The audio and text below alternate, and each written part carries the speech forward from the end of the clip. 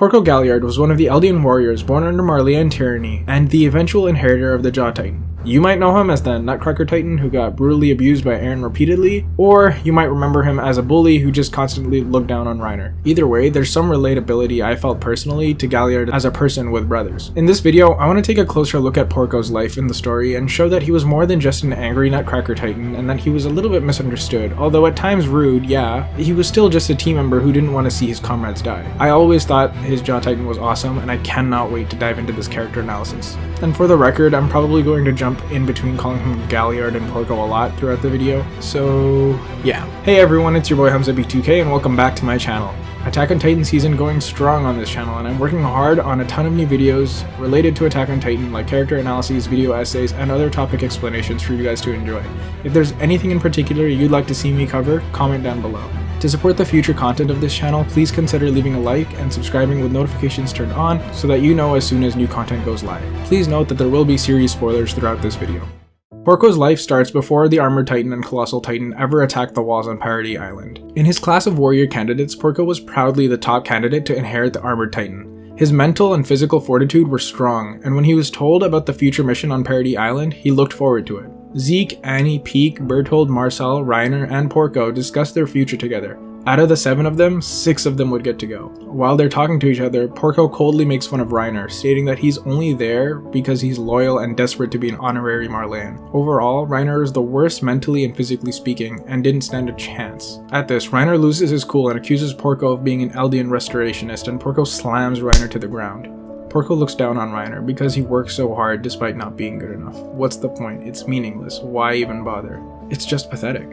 At least, that's what he believed. Somehow, Reiner ended up being the chosen one to inherit the Armored Titan, while Marcel, Porco's older brother, inherited the Jaw Titan. How Porco wasn't the one chosen didn't make any sense to him. He was stronger, faster, smarter, and yet he was the only one of the 7 to not make the cut. Reiner was ecstatic, but that just enraged Galliard further.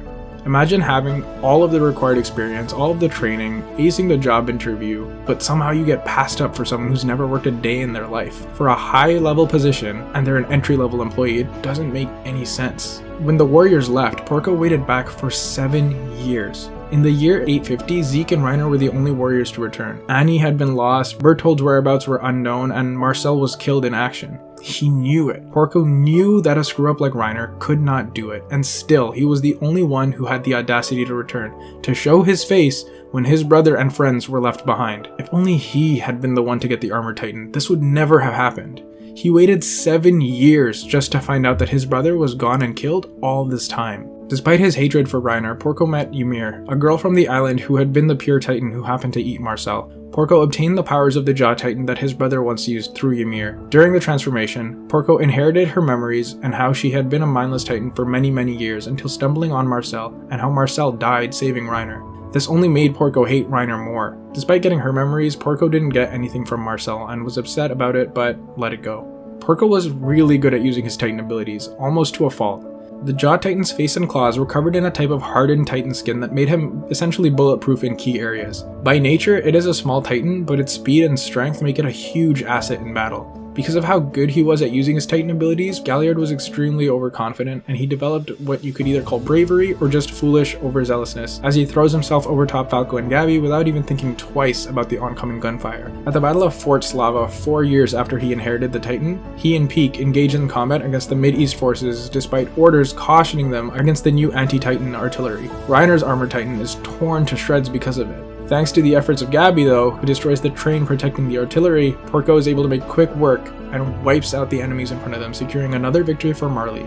Following his orders, Porco ends up saving Reiner and watching over him as he recovers. After he wakes up, Reiner tries to thank Porco, but it's just another reason for Galliard to be disgusted at what a waste of an Armored Titan Reiner truly is. Useless, always needing to be saved. Porco tells him straight to his face that Reiner is the reason for Marcel's death.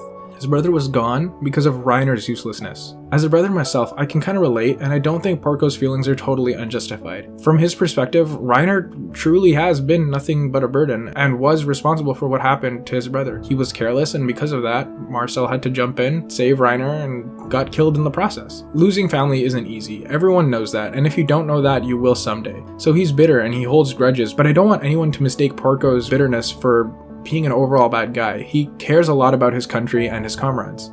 One day, Zeke calls the warriors up to discuss the fact that he wants to retry the Paradis Island operation and take the Founding Titan back. Porco is annoyed with the plan somewhat, but agrees to go with it. I want to take a quick second to look at a really small incident that sort of shows us the type of person Porco really is on the inside. Falco and Gabby are having fun racing each other, playing around, trying to see who's the better candidate. Gabby was basically the overall superior candidate, but that day, Falco won the race. Falco's brother Colt states that things like that won't change Gabby's overall ranking and that she's probably still next in line to inherit a Titan. Porco, drawing on his own experiences, dismisses Colt and states that the selection for the warriors is evidently, as you saw with Reiner, vague and inconsistent. Zeke steps in and chides Porco, stating that it's not totally unnatural for Colt not to want Falco to become a warrior. The meaning of that hits Galliard hard. It's not unnatural for a brother to not want his other brother to become a warrior. It's a death sentence, a guarantee that your life will be over in 13 years or less. He stays silent. The death of his brother really has affected him deeply, and I think that although Porco was always somewhat arrogant, especially with how he would treat Reiner, I think he truly became hateful and bitter after Marcel's death. We get to the point where the Tiber family begins their presentation to announce the new war operation on Paradis Island, and the warriors are seated in the crowd. A Marleyan soldier comes up to them and informs them that Magath, the commanding officer, was calling to meet them. Peak and Porco follow the soldier into an empty room and are duped into a trap, breaking some of their bones as they fall down. The hole they're trapped in is tight, and there's not enough room for them to escape or transform without the structure collapsing in on themselves. While trapped, they start to feel the ground rumble around them. Something is going on outside in the city, but they cannot get out. It has to be Titans. Just as Porco is thinking about ways to escape, Peak's panzer unit arrives and pulls them out. They explain that the attack Titan is in Liberio and that the Warhammer is trying to fight it off. Porco wastes no time and transforms immediately, chasing some soldiers from the island who fly by using their new ODM gear. He comes up behind Eren Yeager in his attack Titan form and leaps straight for his nape, locking his jaws deep and saving the Warhammer Titan from being eaten. This is what he had waited for. Revenge on Eren. Revenge on the Islanders. The day he would reclaim the Founding Titan back for Marley. But as he goes to close his jaw and make the killing blow, nothing happens. Just then, a soldier flies by next to him, darting around him with vicious speed. Galliard recalls that this human in particular, Zeke, feared. It was Levi Ackerman, a devil from the island who could not be stopped and who did not fear the Titans. He tries to clear some space but is blasted by a thunder spear, crashing painfully to the ground. He can't believe what he's seeing. The island devils, swarming him, winning against him in his Titan form. With his life seconds away from ending, he's saved by Peak's Cart Titan and the Beast Titan.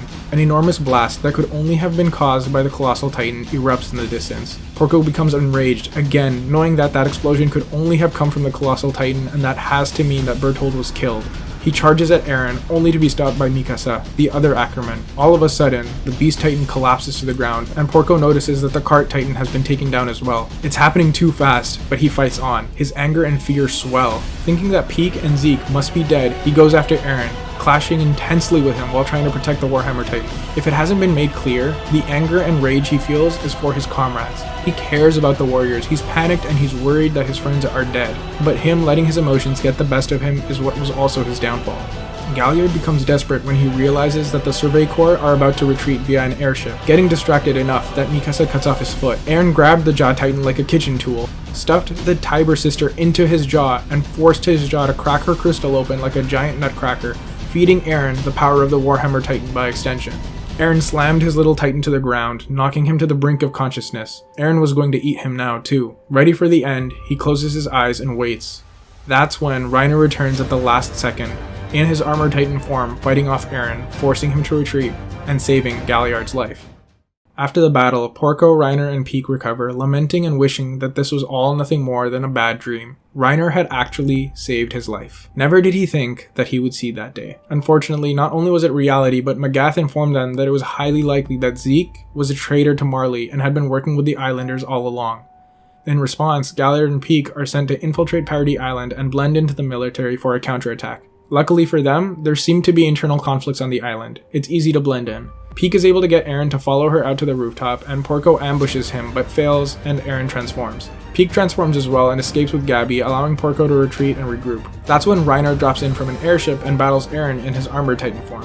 Galliard fights too, determined to get revenge for being used as a nutcracker. But at this point, Eren is super OP and is able to wield Warhammer Titan powers now too. Before he can really get back into the combat, the Beast Titan appears, hurtling boulders at breakneck speed, literally, and his Titan is torn apart. Barely able to keep his eyes open and completely unable to move, Galliard watches when Colt comes racing towards them all, screaming for Zeke not to use his Titan Scream, not to transform the Islanders that they had already drugged with his spinal fluid to turn them into Titans. Falco had accidentally been exposed to Zeke's spinal fluid, and if Zeke screamed, Falco would transform into a mindless Titan, destined to wander, cause destruction, and eventually die. Colt had worked so hard so that he would be the only one in his family to have to die. He never wanted his younger brother to be involved. All of the warriors knew this long before Zeke had betrayed them. Zeke, in his Titan form, says that it's a pity and that he understands, but screams anyway, with Falco desperately trying to push him away so that his older brother didn't get killed in the blast. Through tears, Colt holds his brother close as he's killed, and Falco transforms into a pure Titan. Galliard knew full well the pain of losing a brother. Enough was enough. Using the last of his strength to partially regenerate, it was in that moment that Marcel's memories flooded his mind. Marcel had been the one to sabotage Porco's chances of becoming a warrior in order to protect his brother from the cruel fate of becoming a Titan shifter. Instead, he made the choice to let Reiner be the sacrifice rather than to see what would happen to his younger brother. Galliard watches Eren walk towards Zeke. He bites down on Eren's leg, but the attack Titan simply smashes in his nape, critically wounding Porco within his Titan. Porco stumbles out of his Titan form and walks towards Reiner, half of his face destroyed, body mangled. With the last of his strength, Porco declares to Reiner that he finally saw his brother's memories and that he was right. He had always been and would always be the better warrior than Reiner. Galliard closes his eyes and lets himself be devoured by Falco and lets his powers be transferred to the young warrior.